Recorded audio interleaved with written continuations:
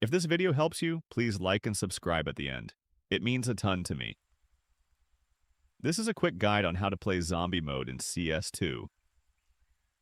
Zombie Mode lets humans survive waves of fast zombies on custom maps with infection mechanics and barricades.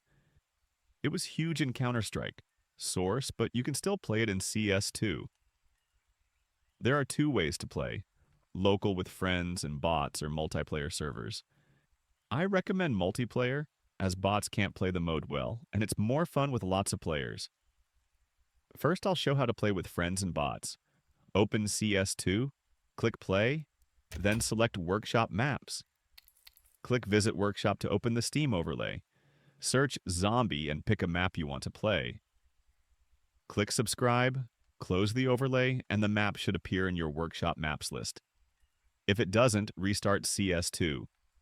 Select the map, start playing, and invite your friends.